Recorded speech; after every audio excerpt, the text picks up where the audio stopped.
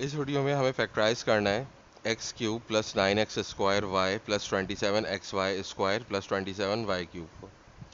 तो इसको फैक्टराइज करने के लिए हम अलजेब्राइक आइडेंटिटी यूज़ करेंगे a cube plus 3a² plus 3ab² plus b³ is equal to a plus b whole cube. तो इस आइडेंटिटी को यूज़ करके हम इसे फैक्टराइज करेंगे। तो देखिए सबसे पहले हम फार्मूले का स्ट्रक्चर बना लेते हैं। पहले तो हम वही वापस लिख लेते हैं x cube plus 9x² y plus 27xy² plus 27y³।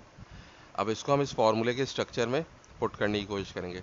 तो देखिए सबसे पहले हम ये करेंगे कि ए और बी की जगह पे ब्रैकेट बना लेंगे, यानी कि इस ए की जगह पे हमने ब्रैकेट लगा दिया और क्यूब लगा दिया।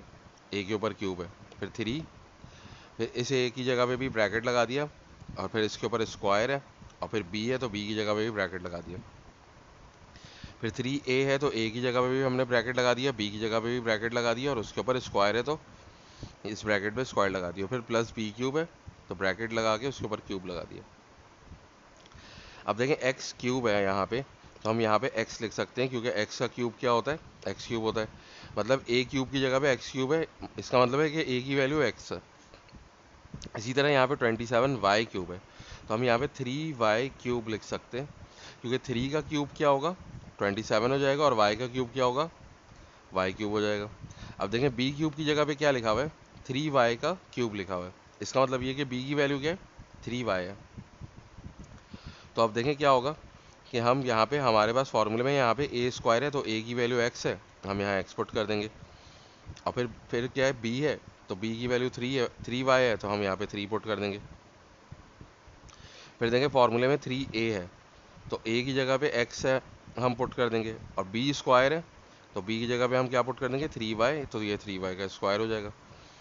अब देखें अगर हम इसको मल्टीप्लाई करके देखें तो ये x का स्क्वायर जो है वो x² होगा, और 3 और 3 मल्टीप्लाई होगा तो 9 हो जाएगा। तो इसको मल्टीप्लाई करने से हमारे पास क्या आएगा 9x²y, और ऊपर भी 9x² है। इसी तरीके से देखें यहाँ पे 3 का स्क्वायर 9 हो जाएगा और y का स्क्वायर y² हो जाएगा, और 9 3 था 27 होता है। और तो इनको मल्टीप्लाई करने से हमारे पास क्या बनेगा 27xy²। तो ऊपर भी हमारे पास 27xy² है। तो इसका मतलब ये है कि ये जो है एक्सप्रेशन ये इस फॉर्मूले में फिट हो रही है पूरी की पूरी, यानी कि a³ plus 3a² b plus 3ab² plus b³। तो ये किसके बराबर होती है a plus b whole cube के बराबर होती है। तो इस a की जगह पे हम क्या पुट कर देंगे x पुट कर देंगे, और इस b की जगह पे हम क्या पुट कर देंगे 3y पुट कर देंगे, और ये इस पूरे का क्यूब हो जाएगा। तो अब जो है ये एक्सप्रेशन फैक्टराइज हो गई है। तो इस तरीके से हम ऐसी एक्सप्रेशन को फैक्टराइज करते हैं।